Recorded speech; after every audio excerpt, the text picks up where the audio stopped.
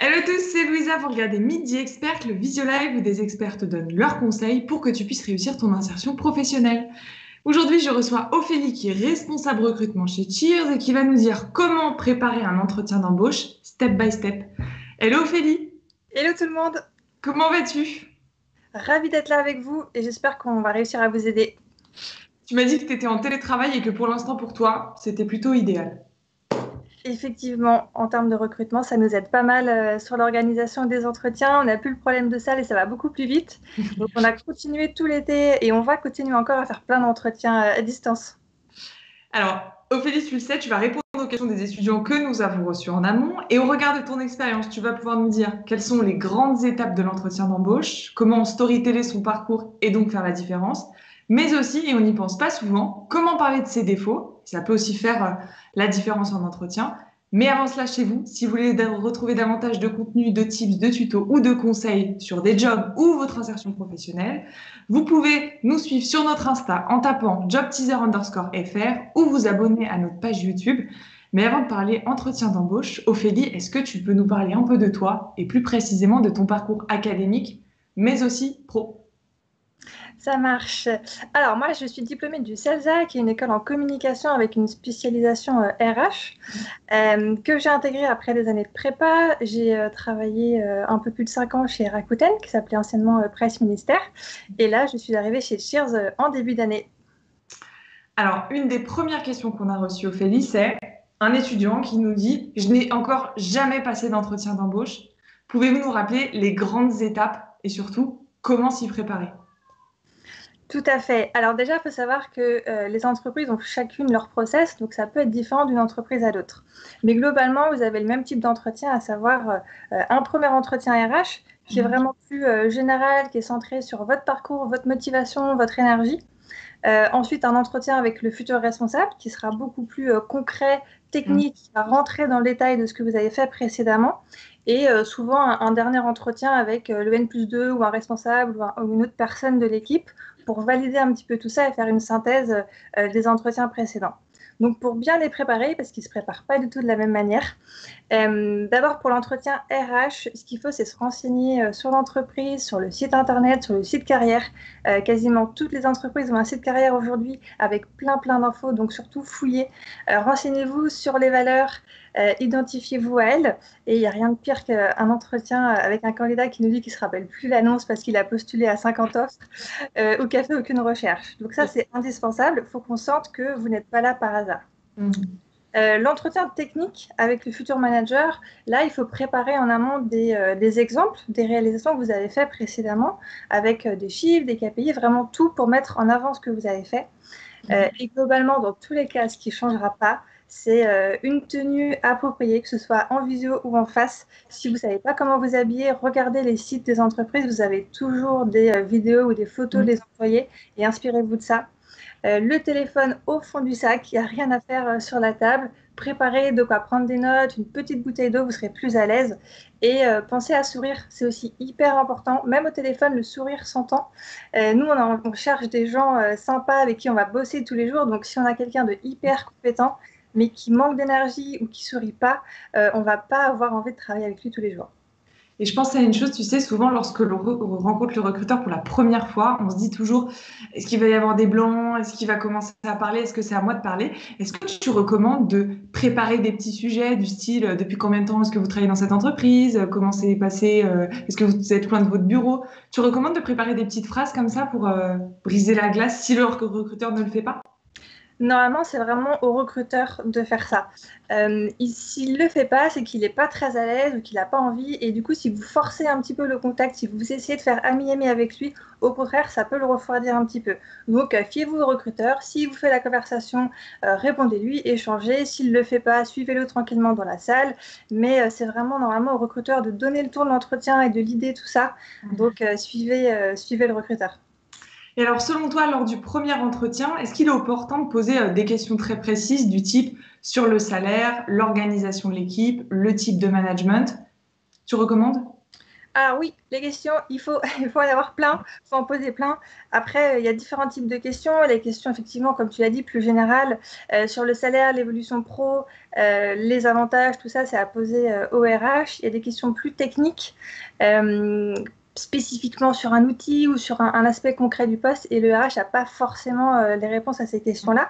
Donc, posez d'abord les questions liées à l'entreprise et à la mission. Ensuite, poser des questions un petit peu plus générales sur la carrière, l'ambiance en interne, des choses qui ne sont pas forcément liées au poste. Et à la fin, préciser si vous avez des questions un peu plus techniques, un peu plus compliquées. C'est le recruteur qui vous dira si il peut répondre ou pas. Moi, souvent, je dis vas-y, essaye. Et si je sais y répondre, tant mieux. Sinon, je te dirais de les garder pour l'entretien d'après. Mais il y a des moments pour poser ces questions-là, du type les questions générales, comme organisation de l'équipe, point un peu plus important. Ça, on peut les poser dès le premier entretien, tu sais, téléphonique, quand un RH appelle un candidat. Question RH, on attend peut-être de rencontrer le recruteur. Et après, technique, bah, ça dépend du manager ou du N+2. Est-ce que tu recommandes vraiment de scinder ces moments-là? Oui, effectivement, il ne faut pas les poser. Enfin, il y a des bons moments pour poser ces questions.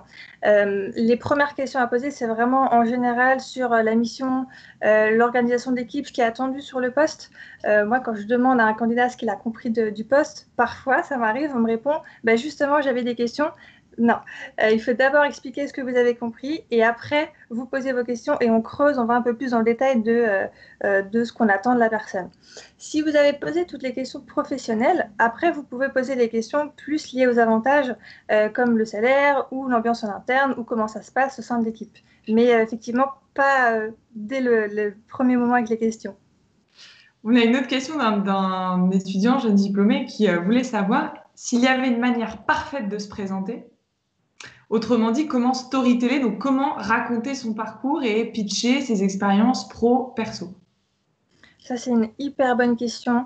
La bonne manière de pitcher son parcours, c'est vraiment la manière personnalisée. De même que si vous postulez à deux annonces différentes, vous pouvez avoir deux CV complètement différents qui mettront en avant les choses qui correspondent à l'annonce.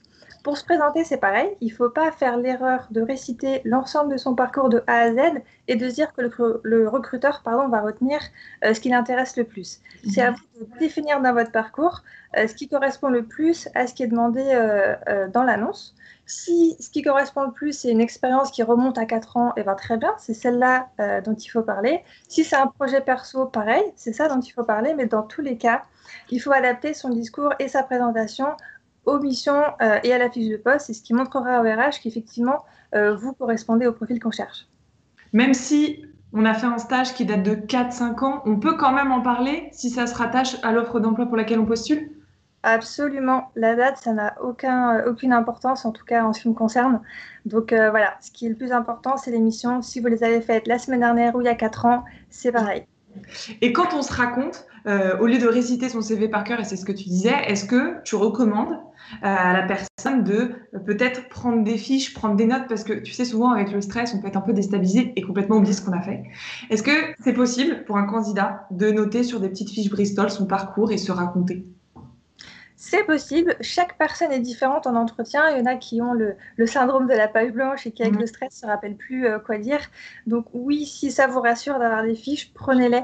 En revanche, ne lisez pas votre CV. Votre CV, on l'a sous les yeux, donc si vous le récitez, ça n'a aucun intérêt pour nous. Vous pouvez noter les exemples les plus importants, les missions les plus significatives dont vous voulez absolument vous rappeler et que vous voulez absolument communiquer aux recruteurs pour être sûr de ne pas les oublier. Par contre, il ne faut pas avoir le nez dans les fiches. C'est vraiment un petit coup d'œil de temps en temps pour vous aider. Pour être plus confiant. Est-ce que pour toi, il y a une méthodologie ou une astuce qui permet de se raconter? Exemple, est-ce qu'il faut dire je m'appelle Louisa, j'ai tel âge, je suis diplômée de? Ou est-ce qu'on peut commencer à parler d'une passion? Est-ce qu'il y a une bonne façon de se raconter? Commencer directement par les passions, je ne le recommande pas forcément, sauf si le recruteur vous invite à commencer par ce point. Et c'est déjà arrivé. Moi, j'ai fait des entretiens avec un manager qui justement commence par demander c'est quoi tes passions. Mais de vous-même, je ne le recommanderais pas. Il faut vraiment garder la présentation classique. Votre prénom, c'est pas forcément indispensable puisqu'on le sait, on est allé vous chercher à l'accueil, on a déjà discuté un petit peu avec vous. Donc, vous pouvez commencer directement par votre parcours et vos expériences. Vous pouvez, si vous avez beaucoup d'expérience, demander au recruteur si il veut qu'on démarre à un certain endroit ou pas du CV. Vous pouvez aussi lui demander est-ce que c'est pertinent que je parle de ma formation académique ou est-ce que vous voulez que je démarre avec mes expériences? Et c'est lui qui vous dira. Et est-ce qu'un candidat doit venir avec son CV, potentiellement sa lettre de motivation imprimée? Ça peut éviter du stress. Moi, je vous conseillerais d'avoir ça avec vous parce qu'on ne sait jamais, il peut y avoir des petits imprévus. Le recruteur a votre CV, évidemment, mais si l'imprimante a un souci juste avant de venir en entretien ou si l'ordinateur n'a plus de batterie et qu'on n'a pas moyen d'avoir votre CV, on va se retrouver sans rien. Et le fait que vous l'ayez avec vous, ça va vraiment nous aider. De même, si à la fin de l'entretien, on a gribouillé sur votre CV et puis on va chercher un collègue parce qu'on se dit que vous avez un super profil et qu'on ne peut pas perdre de temps, ce collègue n'a pas de CV, on va être embêté de lui laisser le note avec nos notes. Donc, dans le doute, ayez-le avec vous et voilà.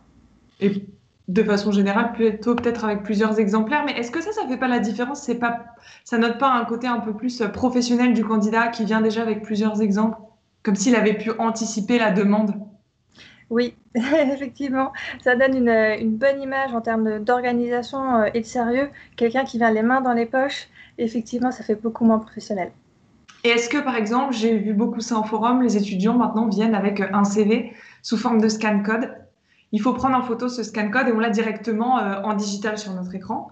Est-ce que toi, tu serais frileuse à recevoir un candidat qui te présente son CV sur son téléphone? Est-ce que tu recommandes au candidat de demander en amont au RH si ça lui convient ou pas? Qu'en penses-tu? Alors, j'ai jamais été confrontée à ce cas de figure.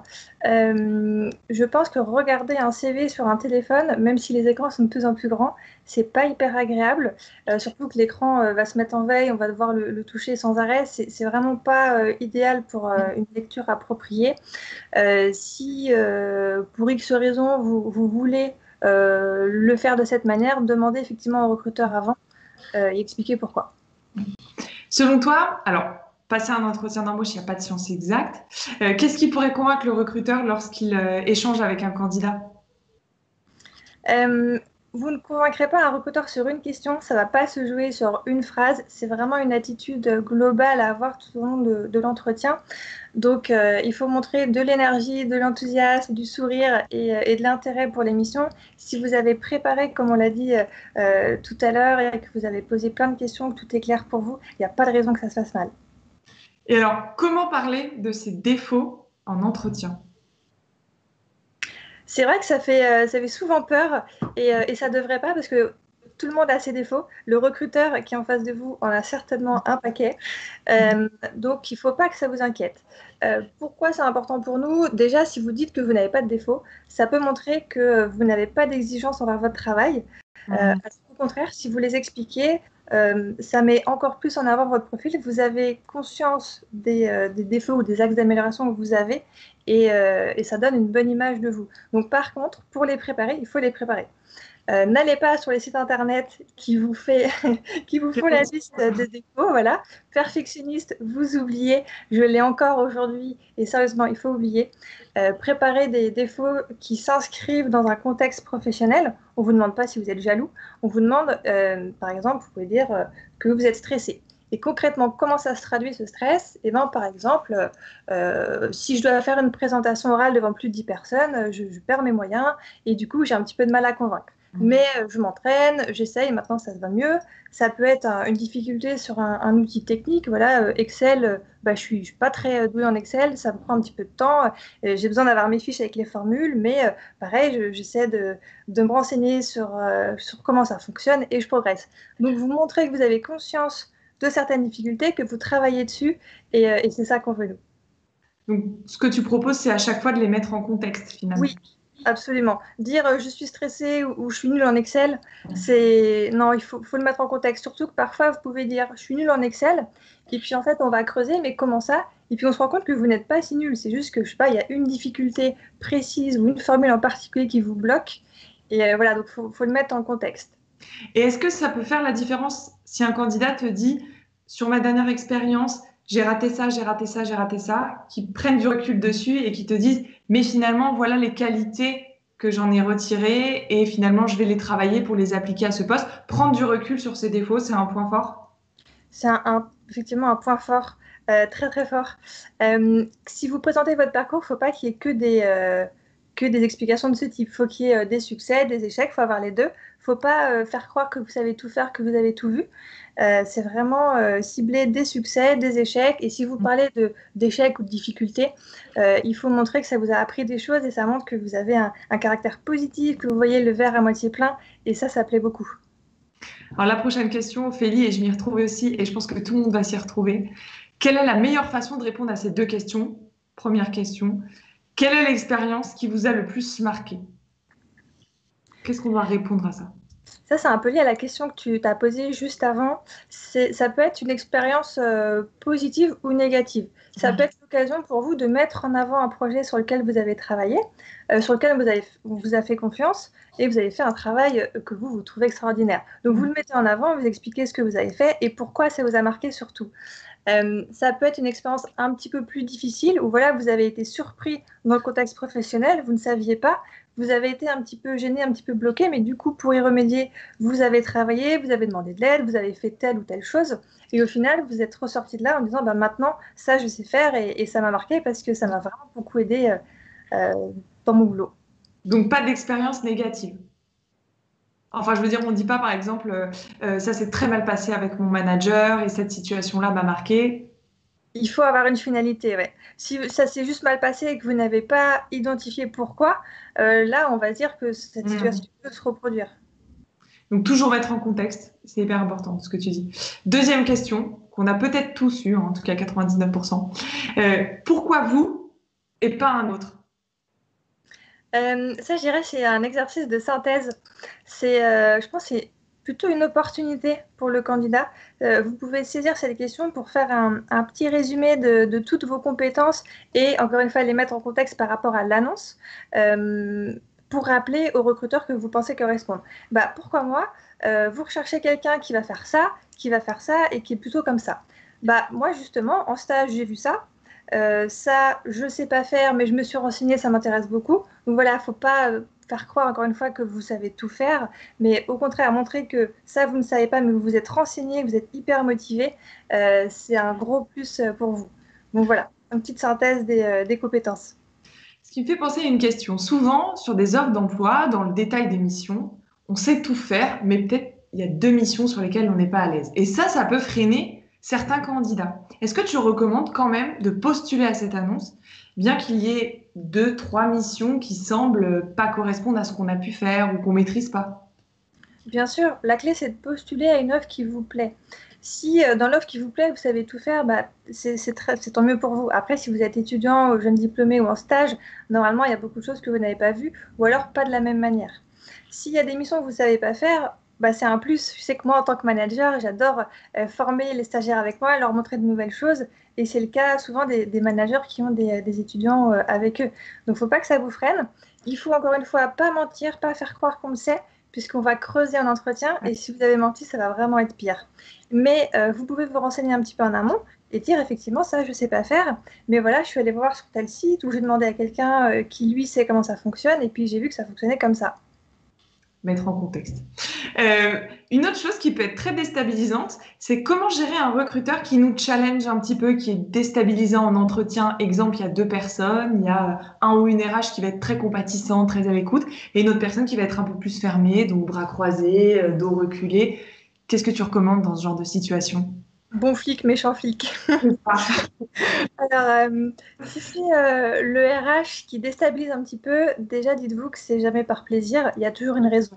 Donc, soit dans le poste sur lequel vous postulez, il y a des situations un petit peu stressantes où vous serez sous pression et on va voir comment vous réagissez. Soit vous récitez trop dans votre parcours, votre CV, et du coup, on essaie de vous titiller un peu pour sortir de votre zone de confort et avoir un échange un peu plus spontané. Ouais. Soit, ça m'est déjà arrivé, un candidat nous dit qu'il a tout vu, il sait tout faire, il est parfait sur tous les points. Et nous, on va challenger ça justement pour voir comment il réagit à la critique, s'il est capable de l'entendre, et si on va pouvoir avoir un échange un peu ouvert avec lui. Donc, tous les entretiens ne seront pas comme ça. Dites-vous que c'est un test à passer. Il faut garder son sang-froid, il faut garder ses idées claires, rester calme, et ça se passera bien. Dites-vous, comme tu disais tout à l'heure, s'il y a un RH et un manager et que le manager est un peu plus en retrait, c'est possible aussi qu'ils sont qui soient moins à l'aise sur l'exercice de recrutement. Moi, j'ai des managers avec moi qui ne savent pas toujours les questions qu'il faut poser.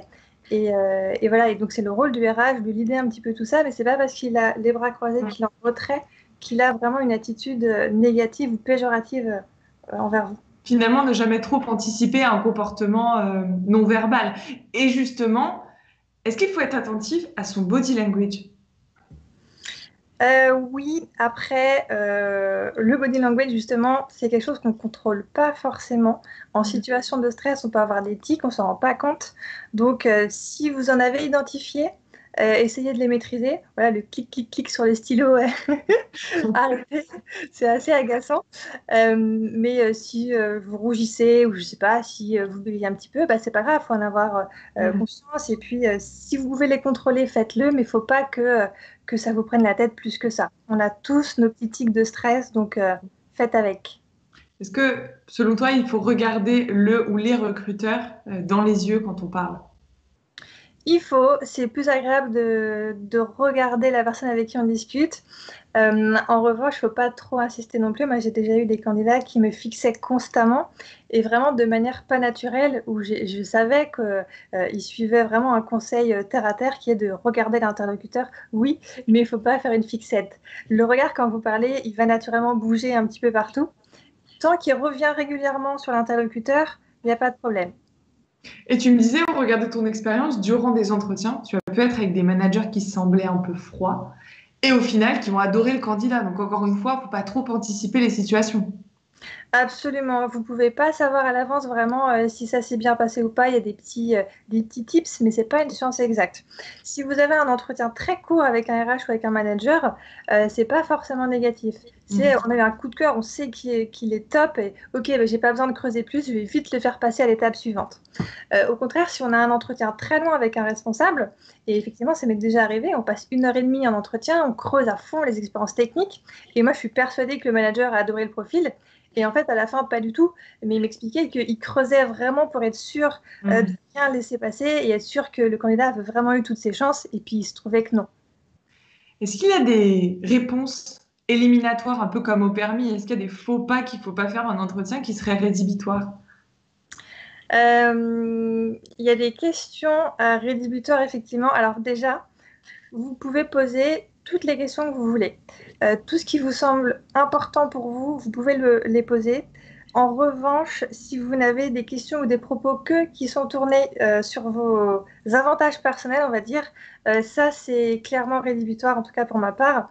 Par exemple, si toutes vos questions sont tournées, est-ce que je peux partir à 17 h le vendredi? C'est quoi la fréquence des after-work? Est-ce qu'il y a du team building? Est-ce qu'il y a des fruits gratuits? Et c'est quoi les avantages? Oui, là c'est rédhibitoire. Si par contre, vous avez parlé de l'offre, vous avez parlé de l'entreprise, vous avez posé toutes vos questions, vous avez une vision claire du poste, après vous pouvez passer aux aspects un petit peu plus personnels. Et tu sais, en fin d'entretien, très souvent, le recruteur demande au candidat, est-ce que vous avez des questions? Et là, souvent, peut-être qu'on peut s'en vouloir de se dire, ah, j'aurais dû quand même préparer une question parce que finir comme ça, c'est peut-être pas top. Est-ce que tu recommandes de préparer des questions pour la fin de l'entretien? Et si oui, quel type de questions? Alors, si vous avez déjà posé toutes les questions liées à l'entreprise et au poste pendant l'entretien, la question de la fin, vous pouvez vous pouvez remercier le recruteur déjà. Dites, bah, écoutez, non, c'est clair, j'ai posé pas mal de questions sur l'offre, ça m'intéresse beaucoup, je vous remercie pour cet échange. Et maintenant, quelle est la suite du process? Comme ça vous évitera du stress après. Vous savez si vous allez avoir un retour demain ou dans 2 semaines. Et ça vous évitera un petit peu de stress après. Et ça montre aussi au recruteur que vous vous projetez pour la suite. Il peut demander au recruteur sous combien de temps il faut s'attendre à une réponse ou pas? Oui, il peut. Après, tout ne dépend pas du recruteur. Si le manager est occupé, qu'il ne fait pas des retours immédiats, s'il est en vacances ou si on a un imprévu, ça peut être allongé. On peut donner une fourchette, en général, moi c'est ce que je fais. Et si on ne respecte pas cette fourchette, vous pouvez relancer le recruteur. Et est-ce qu'il y a des signes qui peuvent attester qu'on a passé un bon entretien?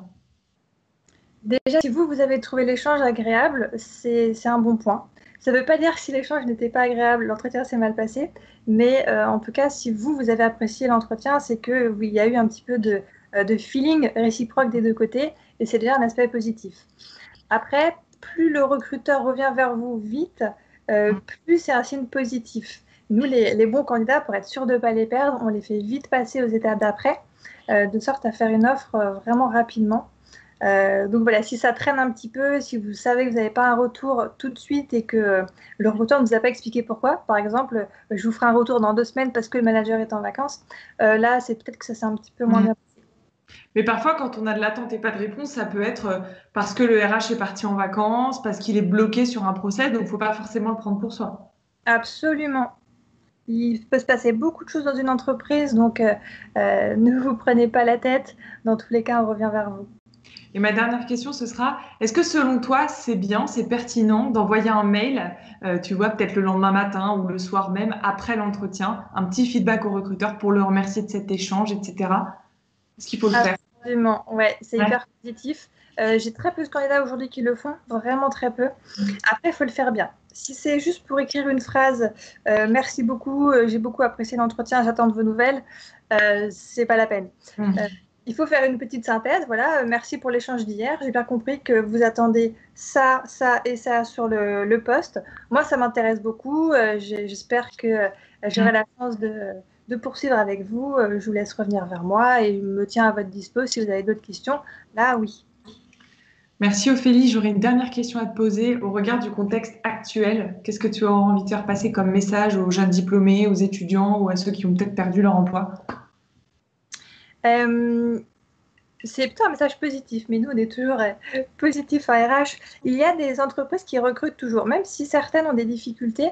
Il y en a d'autres qui n'ont pas du tout été impactées par la crise, parce que c'est pas, enfin, ça touchait pas du tout ce domaine d'activité. Du coup, il ne faut pas se dire que les boîtes ne recrutent pas. Au contraire, il faut continuer de regarder les offres. S'il y a des offres en ligne, c'est qu'on recherche des gens. Donc, ne vous freinez pas. Les entretiens, ça fonctionne très bien à distance. De mon côté, j'ai absolument pas freiné depuis 3 mois. On a fait plein d'intégrations et j'ai fait plein d'entretiens. Donc, poursuivez comme si de rien n'était. Il y aura toujours des boîtes qui recruteront. Est-ce qu'il y a encore des postes d'ouverts, de disponibles chez Cheers? Absolument. On a un site carrière que vous pouvez aller voir. On recherche plusieurs personnes en ce moment en CDI, en stage, en alternance. Donc, allez-y. Donc, il y a encore des postes d'ouverts. Merci beaucoup, Ophélie. Et chez vous, si vous voulez retrouver davantage de contenu, vous pouvez nous suivre sur notre page YouTube ou sur notre Insta en tapant jobteaser_fr. Un grand merci encore une fois, Ophélie. Avec plaisir. Merci à toi. Bon courage pour la suite de tes recrutements. Et chez vous, idem, bon courage pour la suite. Et on se donne rendez-vous très vite pour un nouveau Visio Live.